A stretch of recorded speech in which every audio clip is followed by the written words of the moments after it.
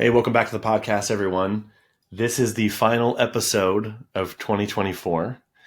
And for today's episode, we wanted to bring back on longtime friend of the show, longtime friend in real life, Greg from the Piano Express studio in Ashburn, Virginia. And this is going to kind of be a dual episode where I'm asking the same questions to both Nate and Greg because we want to look into best practices and pitfalls to avoid when running performances in an academy, in a music school, where there are a lot of students.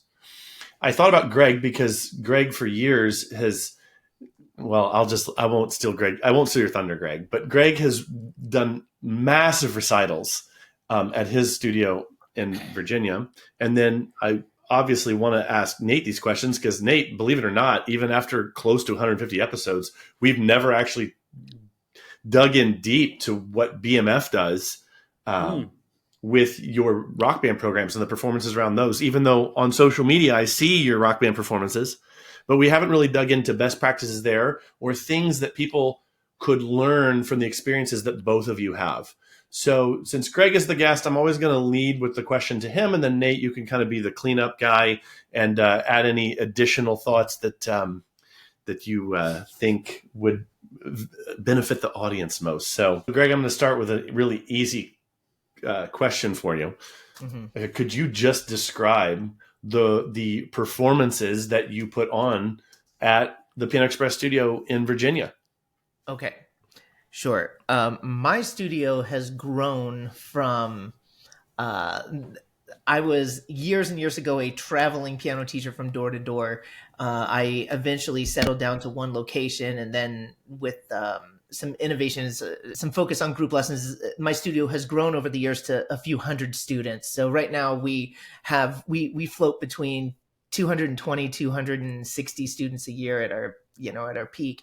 So I'm going to talk about what I did then and what I do now. So my recitals looked very much like an ordinary traditional recital 20 years ago. I started out by renting a church, and our students would come together and they would take turns playing some pieces. Since I was a traveling piano teacher, I figured out who had the biggest house and who had the nicest piano. So after maybe a year or two of renting churches, I stopped doing that and I started asking the people with who lived in mansions. I was just like, hey, can we use your room for piano recitals? And they were happy to host. So we ended up using a student family for a few years. Eventually, when we got our studio, the studio that I'm in right now, for those of you that are watching in video, you can see I'm here at my studio. Through this door and down the hall, we do have a big open room, so we can clear that out and turn that into a little makeshift performance center for the day when we do recitals now. So we do have, through the year, we have one big formal recital. We also have a few more informal, anyone that wants to come and show up, we call those performance days. And the difference between a recital and a performance day: recital, there is a program. Everyone has songs that they've been working on for a couple months and they're ready to, put their best foot forward, hopefully, and play. They get a certificate. Parents, pull out their phones and record it, and that everyone claps.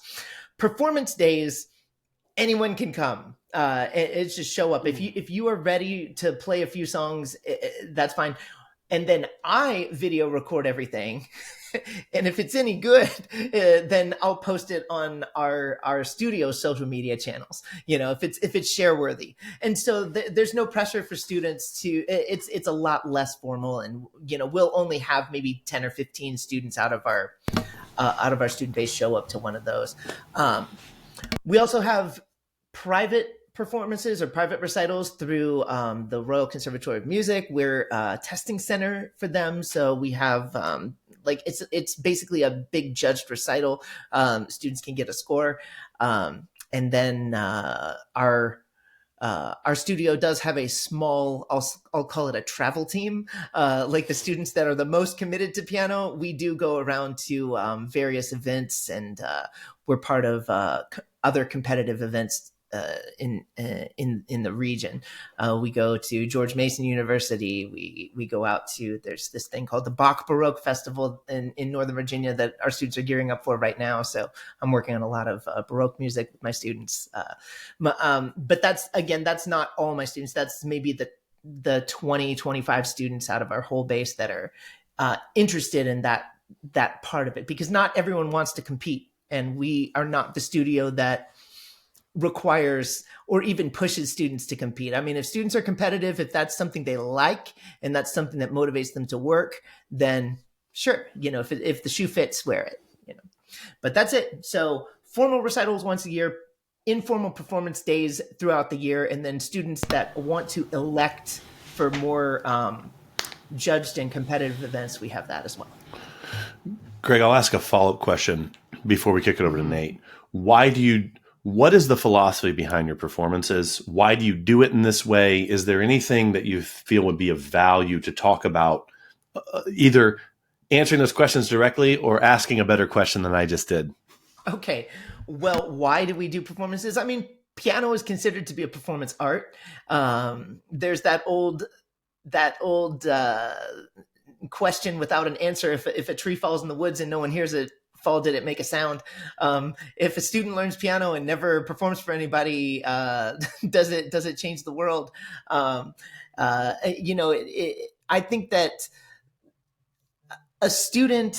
I think a lot of students, of course, it's very normal to have things like performance anxiety. And so what we're doing is we are intentionally putting a lot of students in an uncomfortable position. I don't feel like that's a wrong thing to do if you can give that student the right support. If you can prepare that student for a win, set that student up for a win, then they kind of face what I would consider to be a healthy fear. And then some students don't have performance anxiety at all. Some students are born performers. They can't wait to get on stage. But I think that by and large, it's a healthy thing for most students. And then there are exceptions, of course. But I think that, I don't know, it's the same reason why we have speech class in college, just get up in front of people and do a little performance. It's a good life skill. One follow-up question to that then. Okay. The specific performance opportunities you have, and specifically the one where you're doing like 14 recitals in one weekend. Mm-hmm. Mm-hmm. Why do it that way?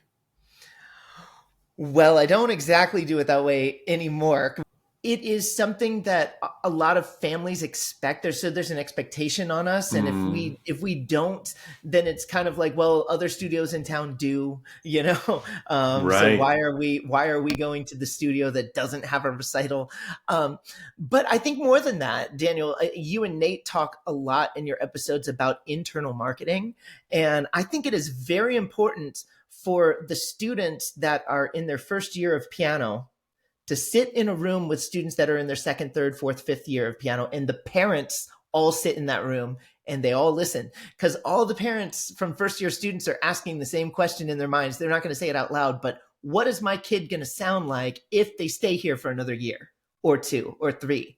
And then hopefully if all the students are prepared, then you get a good answer. And that really does wonders for keeping families loyal, keeping families excited about the long run with your studio.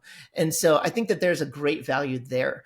I think that for my top students, that because, well, for me personally, this is very specific to me, since I have some unique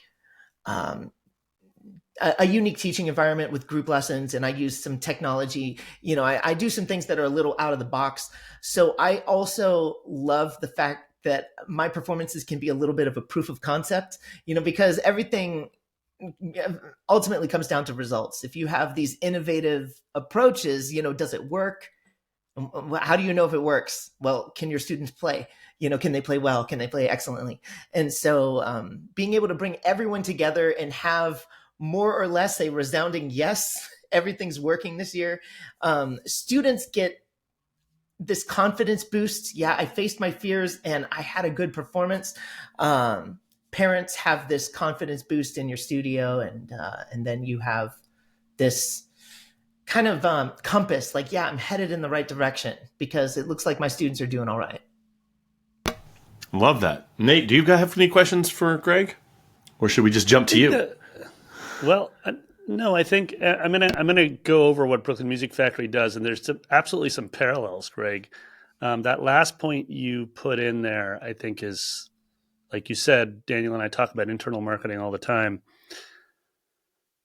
I think that I mean, me, Greg. I'm going to be like pounding on this idea that every choice we make as a business owner should be linked to our purpose and our why. So there's a reason why you started Piano Express. You clearly stated it doesn't have to do with competition. So that's fascinating. It's fascinating that you actually, some of my questions would be like, why still have kids go compete if it's not your why? But you also said that there's a really, like, I know you well and I know your curriculum fairly well. I've gotten to know it. And there's a real interest in this sort of like independent learner that can progress and move to the point where the piano becomes a part of their, um, more than just a language they speak, but a part of their personal ethos, right? So I'm curious. Um, the recitals make sense to me from what you described because they're clearly like it's like Piano Express shown in multiple. It's almost like every book of year 6 on display in the recitals, right? Which is Yeah. kind of an awesome way to think about it. And I get that as a parent, like, oh, here's where my daughter could be if she were to stick around for another year and make it through book 4. Hmm. Tell me about the showcases. That's what we call our version of teen and adult showcases, where you say it's almost like an open call, like anyone can come play. Tell me about the why behind that in terms of your studio and just like your founding ethos as a founder of Piano Express. Yeah. So there's different personality types, and some students are born performers, Mm, and the more opportunities that we give them to perform, the happier they're going to be. And so if all we did was one thing a year, it wouldn't be enough.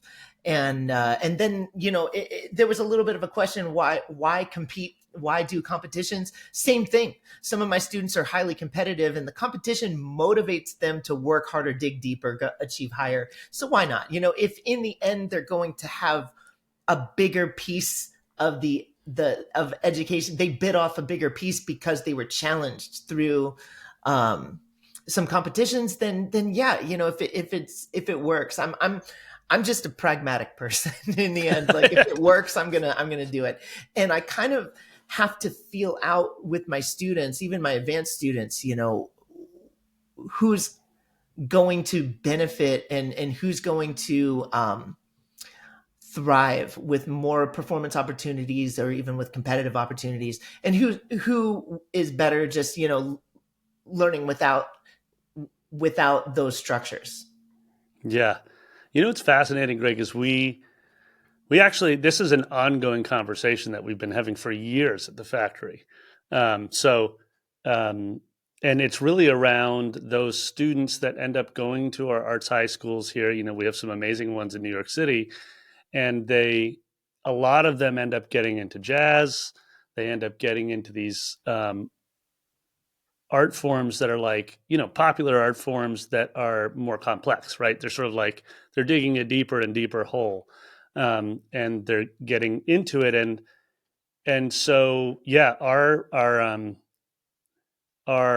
solution for them has been to just add more performance opportunities, basically because we're like they're very driven at this, self-driven to do the thing.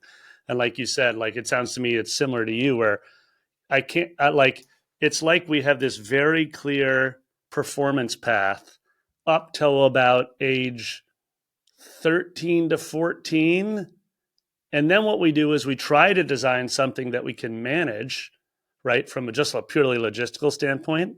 Like, um, and I might ask you some follow up questions on managing how you manage like traveling around with a travel team, et cetera. But um, but really, from our performance standpoint, I'll give our listeners a quick outline.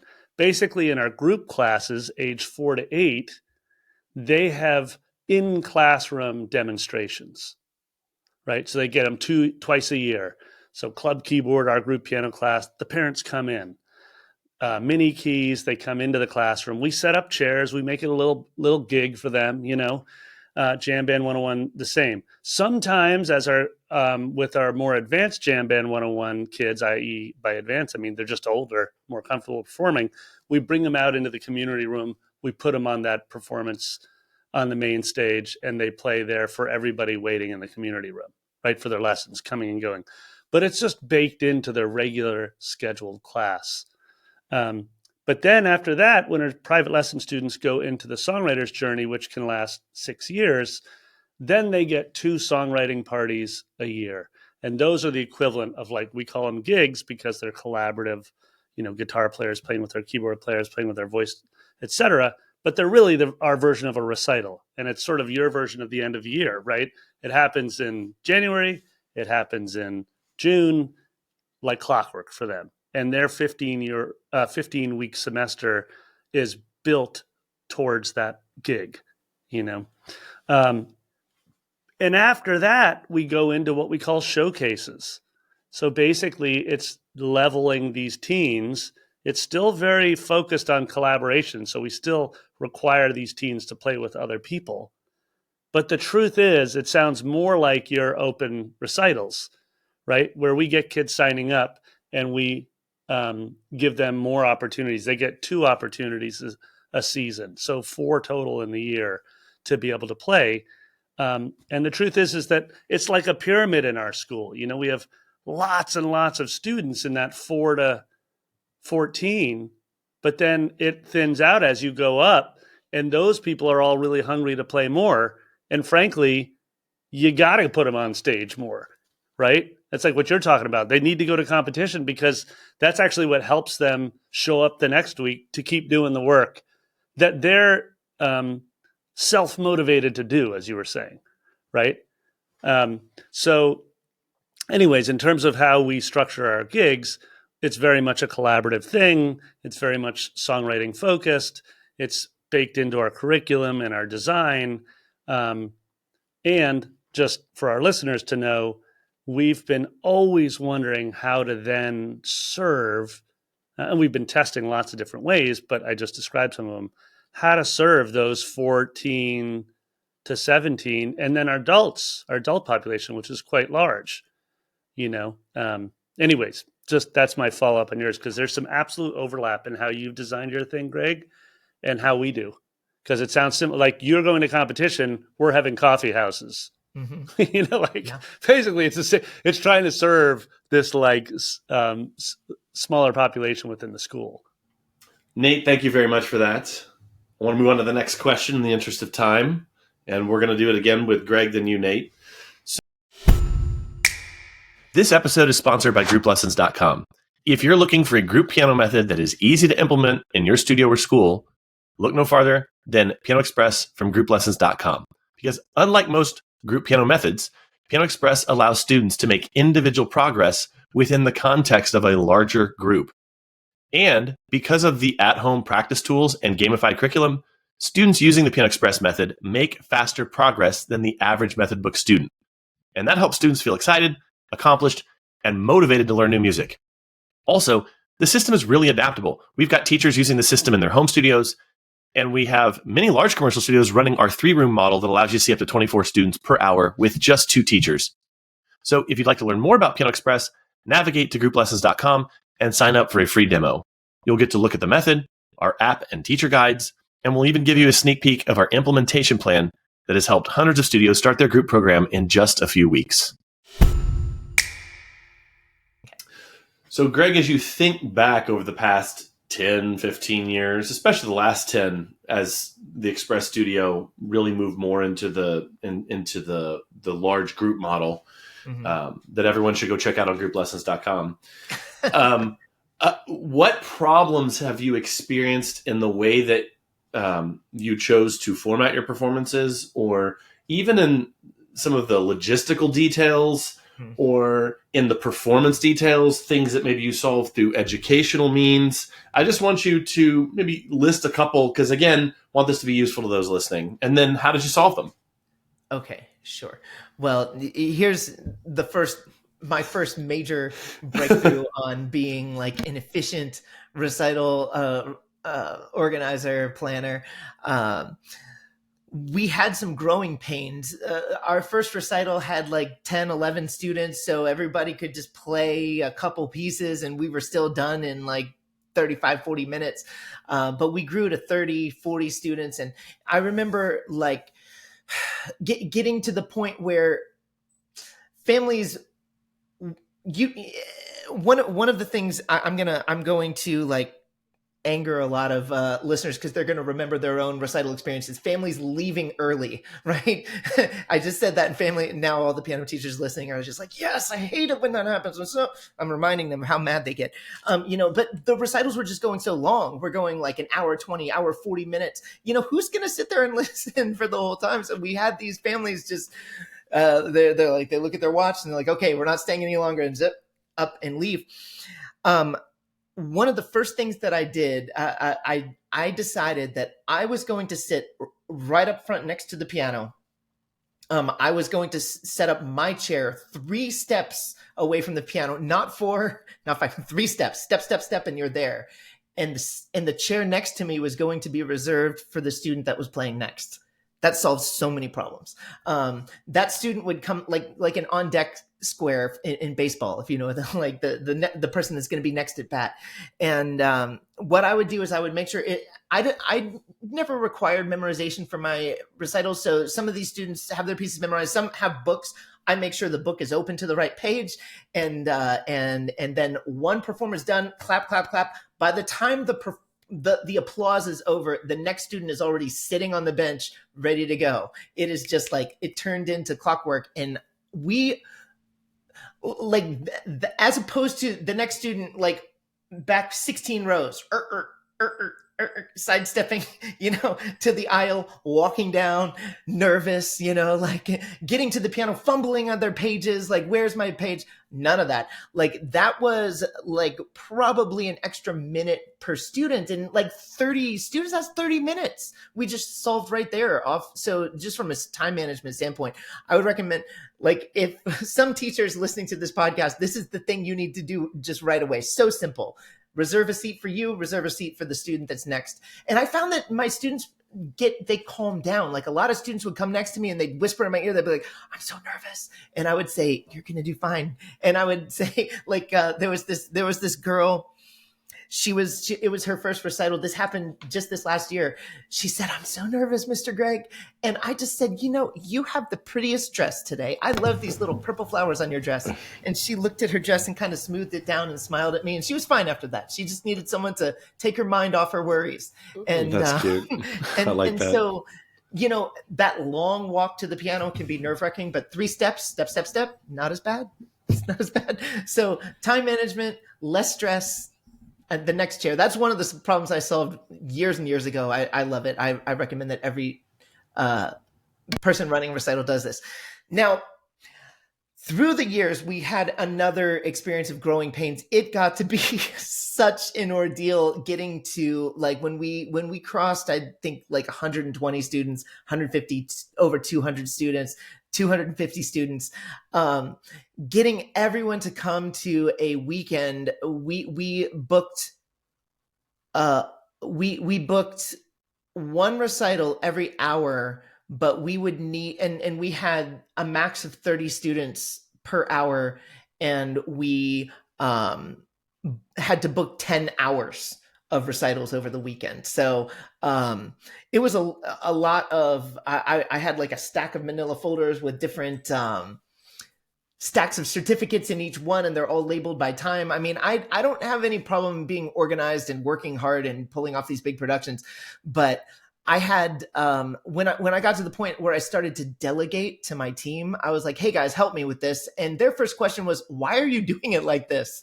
This is way too much work. Why don't we just have a performance week where students come to their regular class, and instead of just having their regular class experience, they just do a performance in class? They were like, you don't need all these extra hours. And I kind of, I know this is off topic, but learning sometimes from the people that I'm supposed to be managing, they have a lot that they need to learn from me, but I learn a lot from them, especially when it comes to being efficient. Because, Daniel, I will work all the way to my moon, to the moon and back, and just power through, even if I'm like on this really like this doesn't quite make sense, but it's going to take a lot of work. I'll just power through and get it done. Bringing in people with a fresh set of eyes, they were just like, you need to have a performance week. So for the last 3 years, I've been doing it this way, and I'll tell you what, it's better. So I'd say my second problem that I had to overcome was just kind of overwhelming the system, because our numbers got so big that, I mean, in one weekend, 10 extra hours of work is a lot for someone who's already busy. And so, and I just want to say, this is off topic too, but when you start delegating to other people, when you start letting go of the control of having to do it all yourself, a lot of people come in and they're ready to help, and they're actually ready to show you how you might be able to do everything a little better too. And so there's been a lot of pressure release since I've been collaborating and delegating. Greg, it's really fun to listen to your perspective on how you've changed things. And I drew a baseball diamond here as you were talking, because one of the most important moves we ever made was to always have someone on deck as you're talking about it. Yeah. And other sports, of course, know this as well. So why wouldn't the sport of music school also borrow from this? And we do it with full bands. We have a full band that's in one studio waiting to come on. And then we have a full band that's in studio one, which is stage left from our main stage. And so instead of just single people sitting in a chair, we're just like herding musicians from studio to studio so that they get on the main stage. And as you were talking, so that's a hell yeah to all of our listeners. There's absolutely no reason that on your next, holiday gig or whenever your next recital is, that people should be walking from their chair to the stage. Like, that's just, you want to define failure? That's failure. So make sure you make the adjustment. This episode is sponsored by BigMusicGames.com. As our listeners know, Brooklyn Music Factory is all about a fun, fluency-first approach to music lessons. And at the foundation of our teaching methods are rhythm, melody, harmony, and songwriting games that challenge students as young as 4 years old to train their ears and flex that musical mind. Because when you set an intention of gamifying every single lesson, you're going to find improved attendance, increased play at home, and higher student retention. So we've set up a website just for our listeners so you can start playing today. Go to bigmusicgames.com/7FMS and create your free account. Again, that's bigmusicgames.com/7FMS. And if you join today, I'm going to send you a personal invite to join our weekly teacher training call with me and Greggy Bizzle, our chief game designer. Go ahead and put play back into practice with Big Music Games. Before I go to my list of some of the problems we ran into and solutions, can I just highlight a few of your comments here? When you talked about having fresh eyes and ears on the thing, I wrote down here, like, one of the challenges of being a founder is that you're by nature a creative. You know what I mean? Like, I remember when you suggested reading the book, what is it, Built? Yeah. And so I have that, and I've been like slowly getting through it. And like, it's fascinating how proud we are of the things we've created, including the events we can produce, like 10 recitals in a weekend, or maybe you did more than that, and how hard it is to release our grip from our creations. You know what I mean? And so it does, I totally get your the painful process of letting go of how you used to do it, accepting that there's somebody else actually that might have a better idea, but it's partly letting go of our creation. Because, in the early years of BMF, I would produce the events, and then my business partner, Pira, came on, and we did, like, I don't even know what it was, like 30 bands in one afternoon, in 4 hours at like a big rock club in New York. And she ran not just on schedule, but ahead of schedule. and it was just like so well done. And I thought, oh, this is actually how one's supposed to produce an event, not how I thought I was producing the event. Yeah. And so ever since that moment, I have always been like, let me delegate to the producers. The next thing that you said that I think is when you talked about delegation that I wrote down in my notebook was just this idea, and Daniel and I talk about this we talk about this a ton in the Founders Forum, which is like a whole collection of school owners that are trying to figure out like kind of their org chart, like what are all the different roles and responsibilities in a rapidly growing school. And of course, what we're talking about here is a mini org chart for a recital or an event or a showcase. And, at the factory, what we do is we just have a one sheet and it literally names all the roles. And it says, who's going to be that? Who's the stage runner? Who's stage manager? Who is updating the program in real time? Because now we don't even do printed programs. Everything's a QR code. Everything changes in real time based on who shows up and who doesn't show up. And I'm going to get to that as a solution in a moment. But for our listeners who have, who have growing schools like the founders that we work with, you have to start thinking about every event and everything of value that you offer in your school as an opportunity to get organized, right? Not an opportunity for you to work harder. Like actually, Greg, when you were like, me, Daniel, I'll work as hard as anybody. Yeah. I was like, no, right? We can't sustain it, dude. That's absolutely true. It's totally true. And I'm only speaking from experience of someone who would just grind 7 days a week for the benefit of our community. And then I was like, this dude, you'll be grinding for like 2 more years and then you'll be out, So anyways, that's my last comment on that, which is just take advantage to organize your team. It doesn't matter if you only have like 3 people in your school. Just don't name the people, name the roles. Yeah. Be like, you're front of house. You're going to be the one who meets and greets everybody coming through the door. You're stage manager. That's role number 2. You're going to be the person who manages all the instruments that are breaking on stage, and everything that's going wrong is going to be your responsibility. And then there's a third person who's just the people manager. She just moves students to that chair you were talking about. She's the one who makes sure that everybody goes and is the runner that goes out and finds those humans and places them in the right place so that they're in the batter's box, So get organized. Okay, Daniel, to your question of problems we had at the factory. Well, the first one was what Greg was just describing. We just were growing way too fast. The gigs were getting longer. They were getting beefier. They would run up to 2 hours in length. We were dying while we were trying to put on our like happy face from the main stage, and basically you could see it out in the audience. The parents are just like barely hanging on, but they're waiting for that opportunity to see their kid. So, we were growing fast. We were trying to use the same system that got us here to continue to serve those families as we grew. Just a reminder, like this is a mantra, this is a sticky note moment, right? Which is the thing or the systems that got you to where you are today are not going to be the same systems that get you to your next stage of growth. Just like your people oftentimes aren't the same people that are going to get you to that next stage of growth.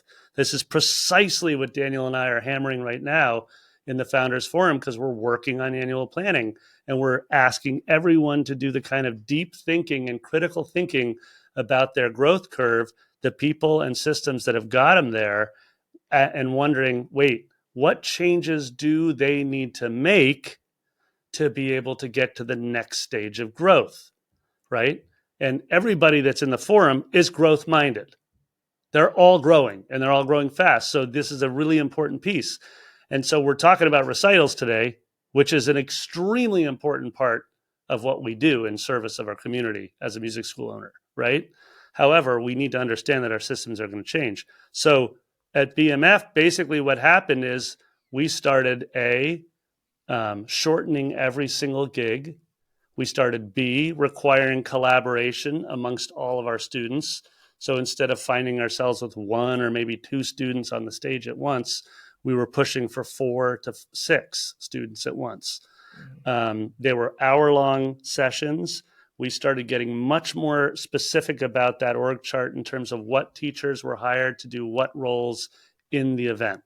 So we now will start at 10 a.m., we'll go to 5 p.m., we'll do 6 sets in a day, and we will run like clockwork, 50 minutes, 30-minute breaks, turn the house over, bring the next house in.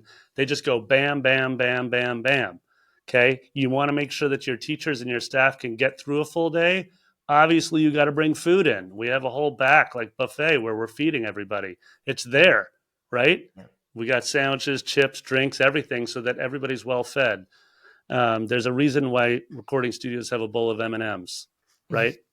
It's obvious. You can't have the sugar crash at 10 p.m. when you're finally about to get the good take.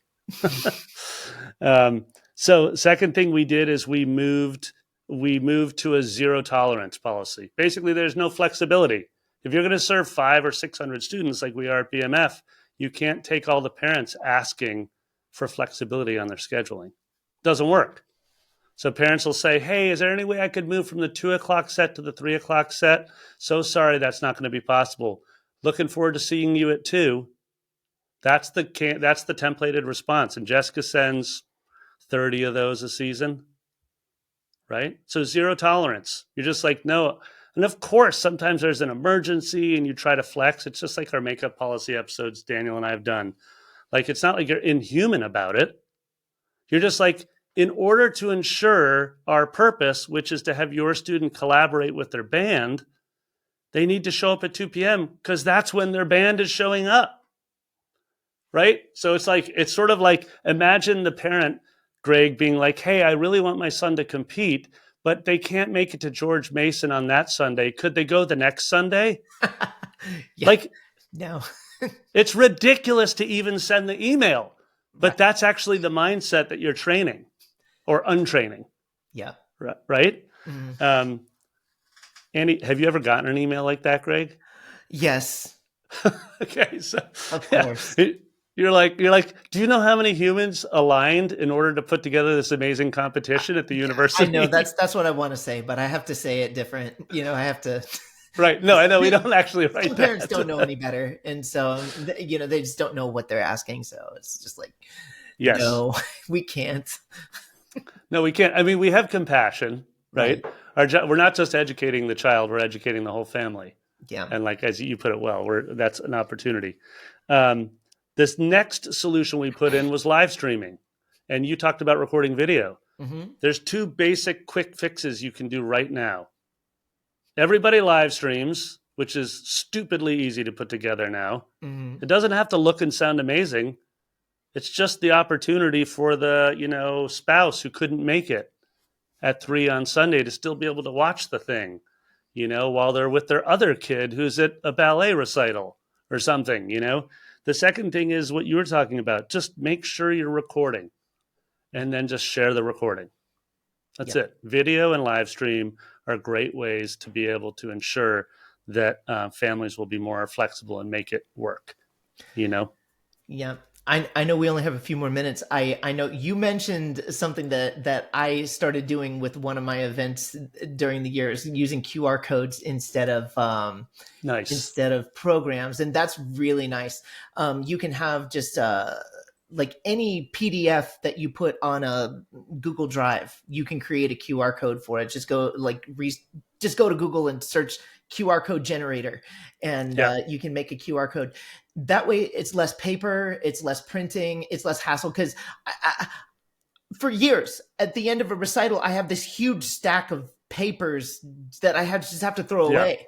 And ever since we've gone to QRs, that's another smart step forward.